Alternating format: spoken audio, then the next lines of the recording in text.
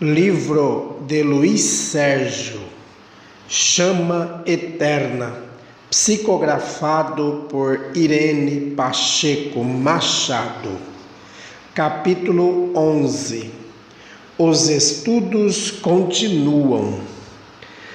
Amigo, estamos estudando os anjos decaídos, aqueles que expulsos foram do paraíso. Mas existem outros espíritos que vivem em planetas primitivos. Como fica a situação destes? Saturnino citou Allan Kardec. Gênesis, capítulo 11, item 44.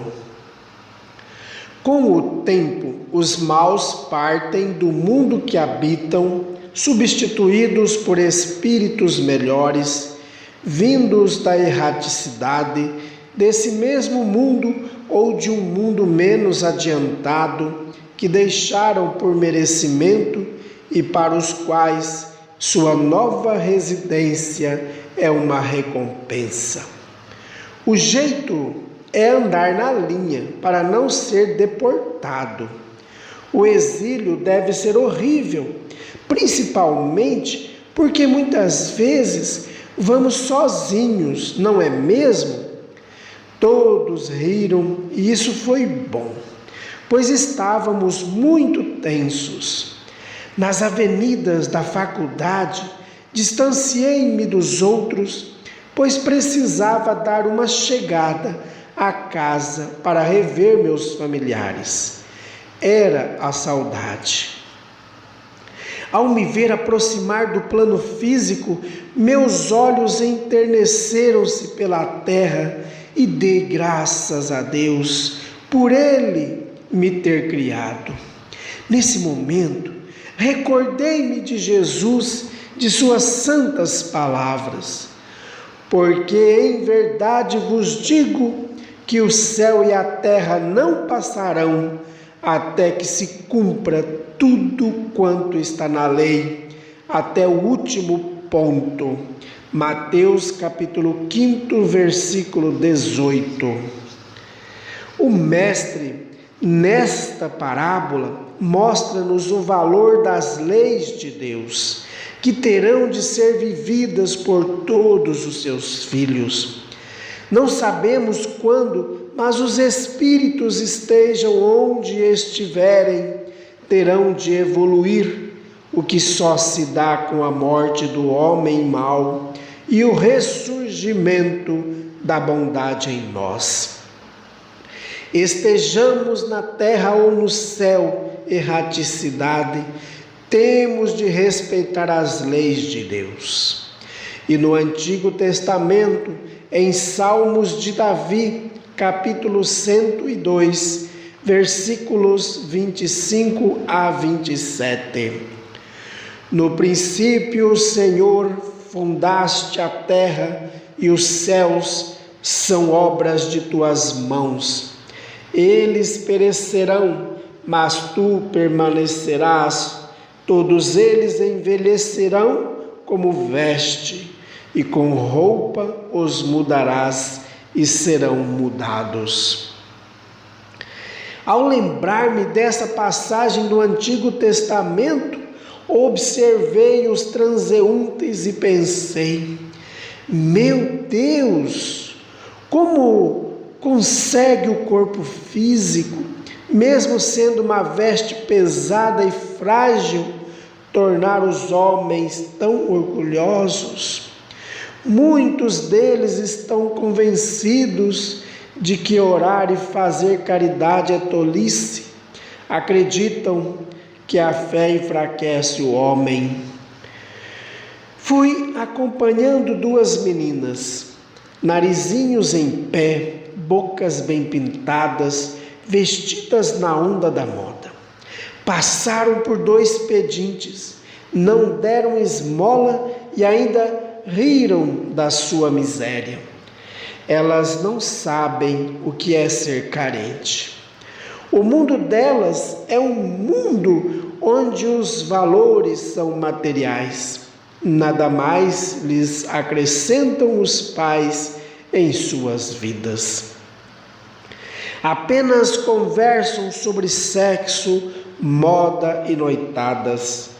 Quando se juntaram à turma, dei em retirada. Já que me encontrava em férias, resolvi seguir outras pessoas. Estava me defrontando com a chama eterna em sua veste física. Não demorou muito a aparecer um boa pinta fumando um baseado, acho que para lhe dar coragem. Tentou abrir um carro e, para minha surpresa, ele o fez com a maior tranquilidade. Puxou-o e rodou com ele alguns metros, onde seu parceiro o esperava. Nota da editora: puxar um carro é a mesma coisa que roubar. Entregou-lhe o veículo e saiu andando normalmente. Esse garoto pertencia à classe média, mas gostava de viver como rico. Vestia-se também no rigor da moda, usava belos carros comprados com dinheiro de roubo e assim ia vivendo, ou melhor, morrendo moralmente, porém seus dias e suas noites eram de apreensões e medo. Ele estava envelhecendo precocemente e o seu amanhã era incerto. Voltei meu pensamento às recentes lições. Seria ele, meu Deus, um daqueles que serão exilados da terra?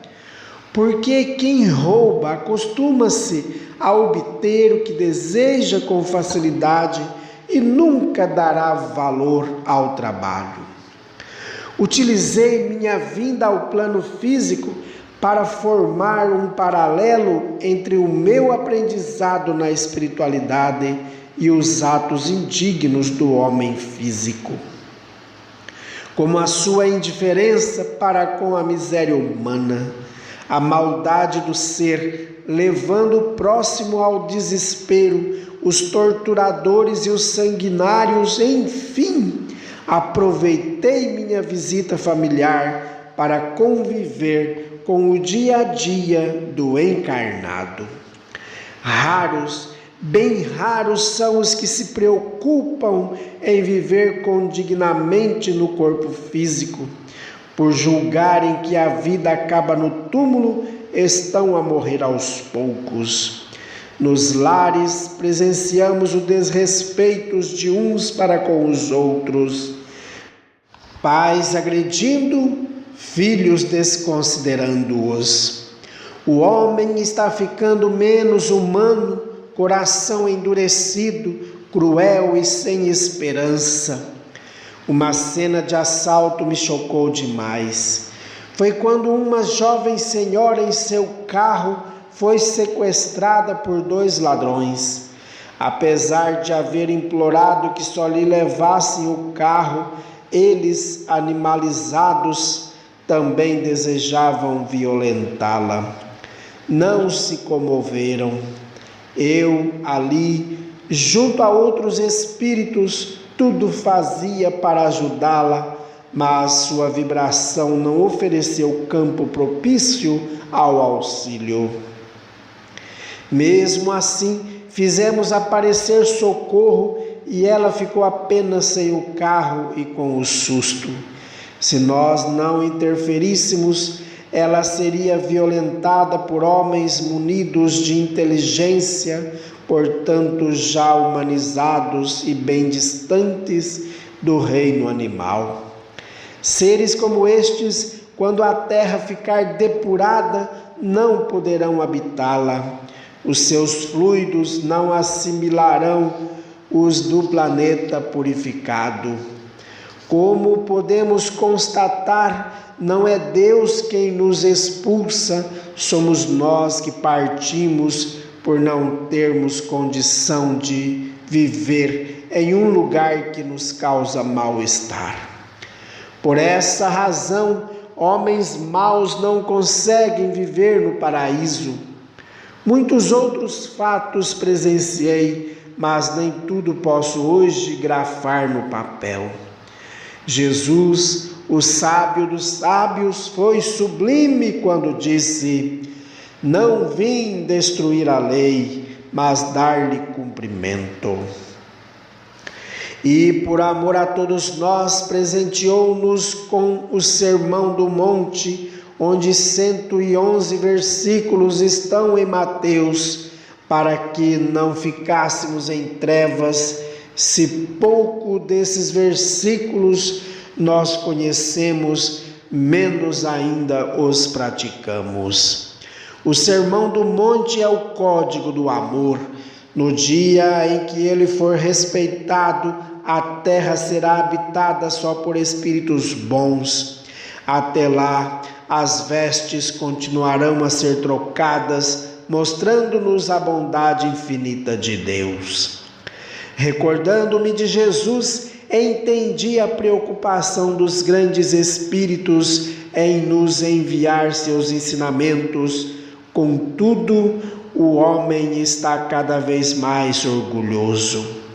Preparava-me para voltar à minha colônia de estudos quando me deparei com alguns amigos, os raiozinhos de sol, que estão empenhados em ajudar os doentes, viciados, e com alegria os abracei. A figura do Enoque trouxe-me paz e, mais uma vez, bem contundentes, ali apresentavam-se-me os ensinos religiosos.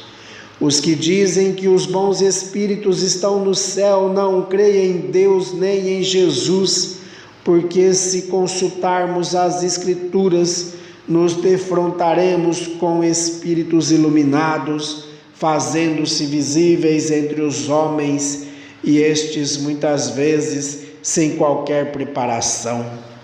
Quem diz que só se manifestam os espíritos trevosos desconhece as Escrituras ou julga que a terra retroage. Se no passado os espíritos tinham facilidade para se comunicar, porque hoje, na era espírita, eles estariam impossibilitados? Jesus mesmo disse que mandaria o Consolador. Será que este Consolador não é uma pleiade de iluminados espíritos? Veio-me à memória aquela parte deste mesmo livro, quando um convite foi feito a uma médium e desse o melhor sobre o espírito de Samuel, como está em 1 Samuel, capítulo 28, versículos 8º e 9º. Saul consultou a médium de Endor e se defronta com Samuel. Se hoje afirmam que espírito bom não pode ter contato com os encarnados, é porque ainda não descobriram a bondade do Pai.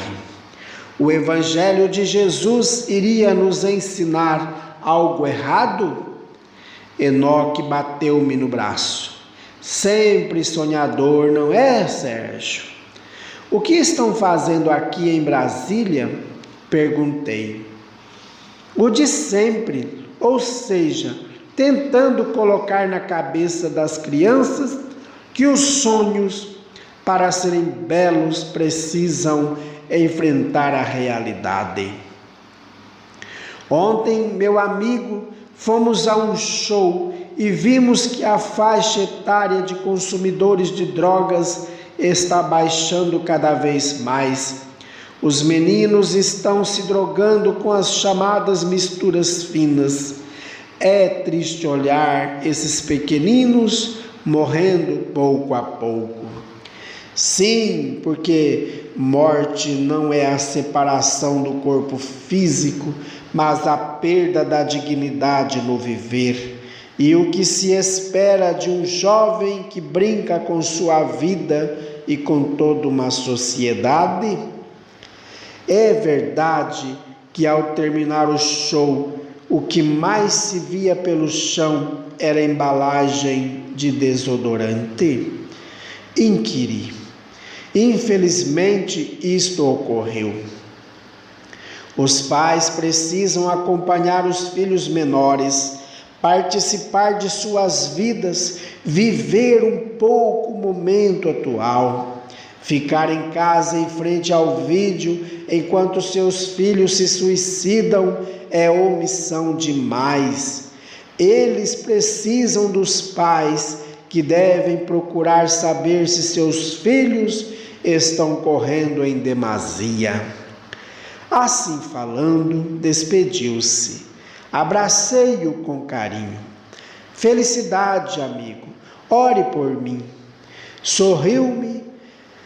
Aquele sorriso era o elo de uma grande amizade. Apressei-me em voltar, mas antes contemplei a noite e entendi por que Deus cria sem cessar. É porque o homem está longe da perfeição e a matéria perecível contém ainda fluidos tão pesados que só o tempo se encarregará de mudá-los. Mas, para isso, a renúncia é o remédio. Deixei os acontecimentos terráqueos e me vi novamente no meu local de aprendizado.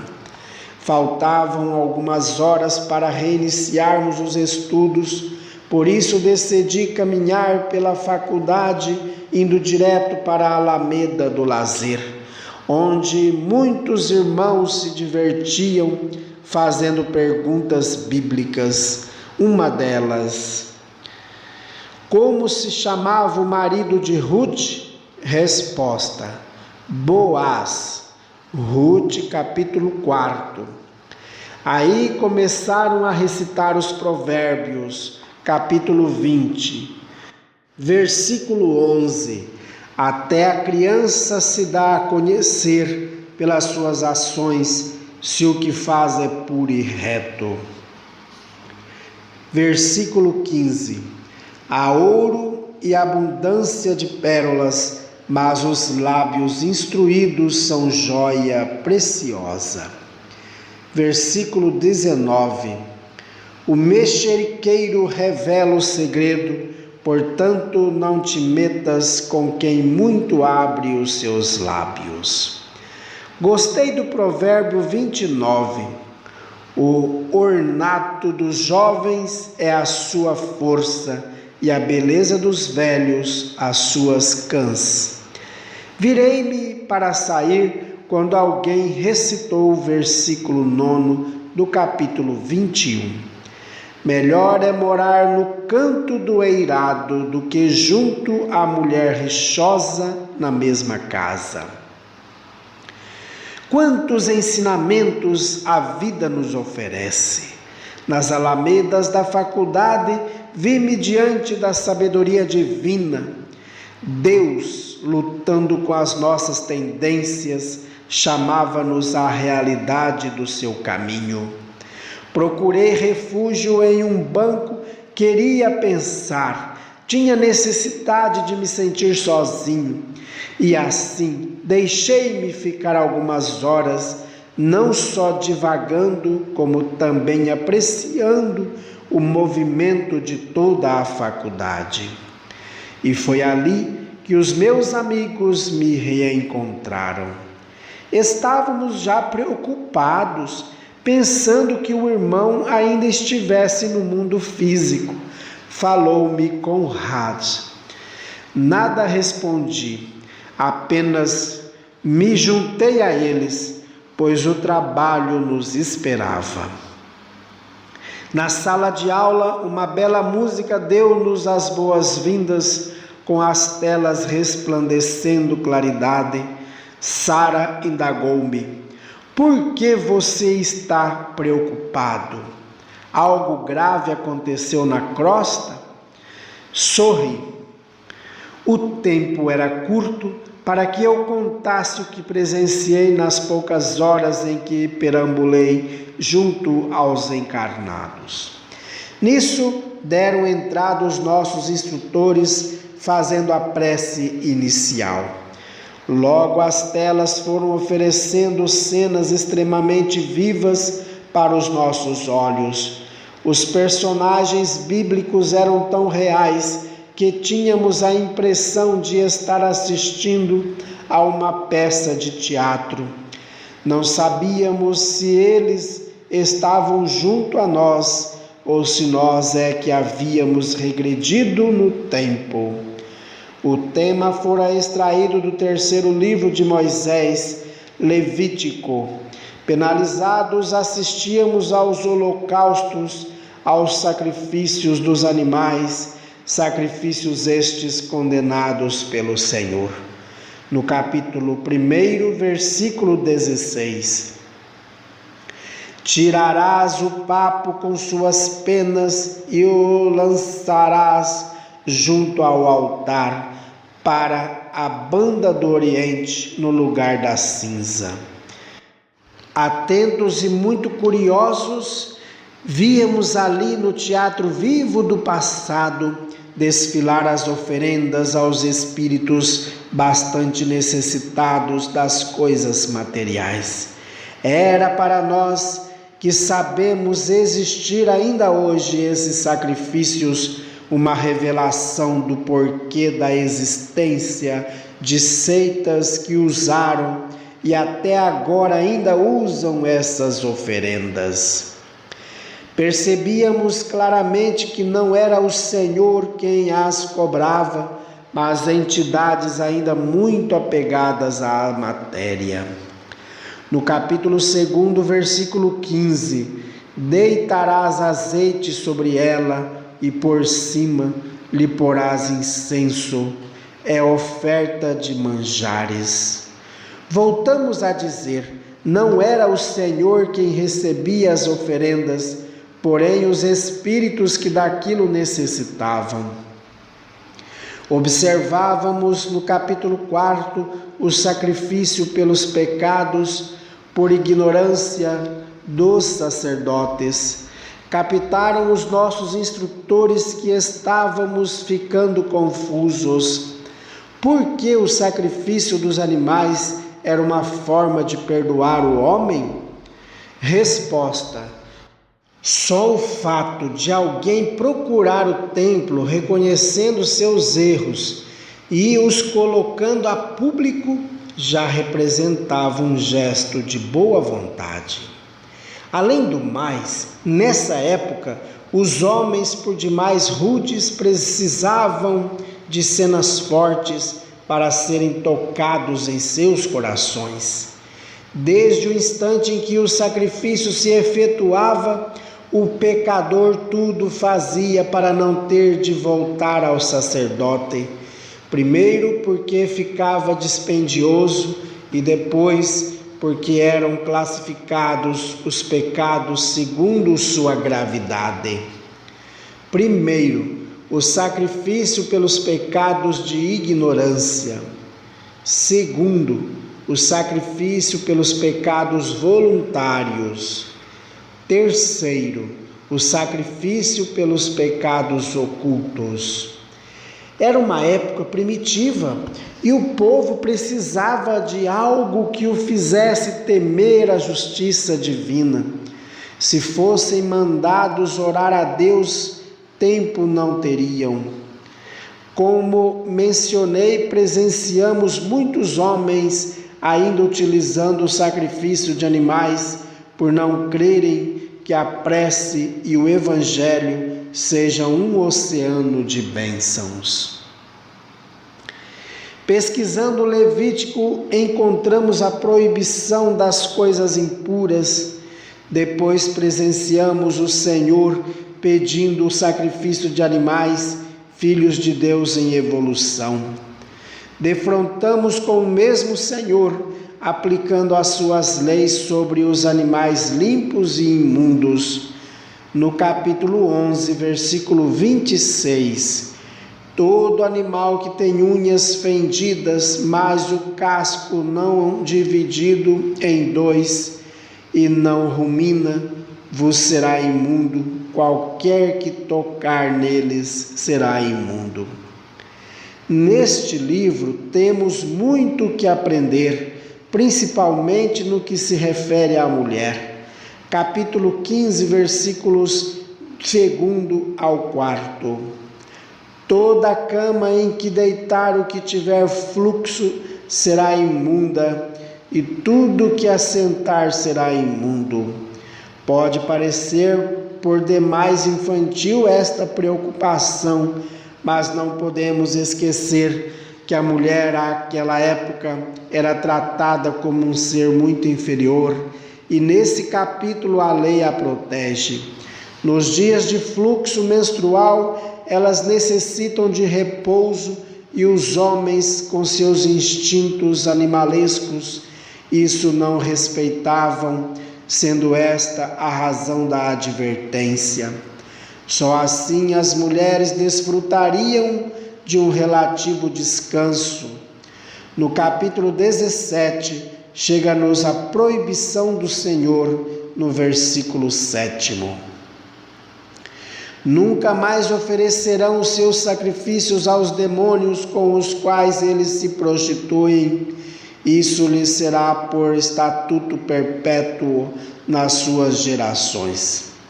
Começam então diante de nossos olhos a aparecer os abusos.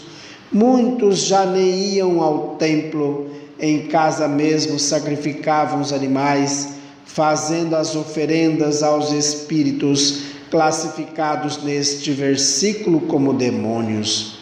Notamos em seu versículo 9: e se não o trouxer à porta da tenda da congregação para oferecê-lo ao Senhor, esse homem será eliminado do povo. Aqui se confirmam os abusos.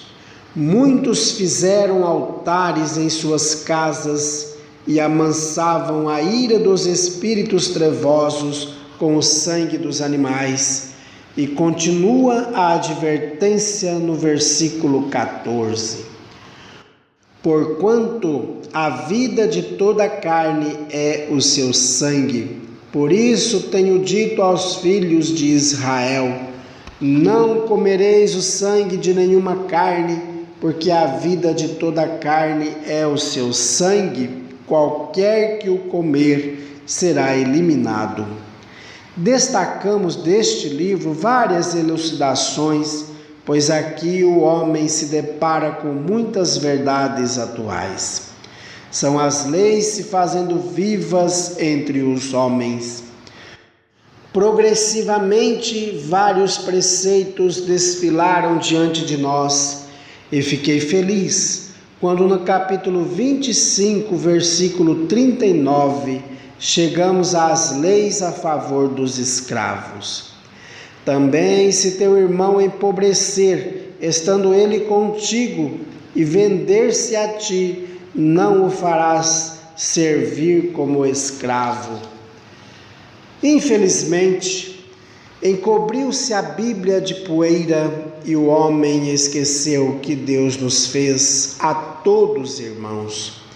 Foi assim que a escravidão tomou conta da humanidade e até hoje ainda existe a triste exploração do ser.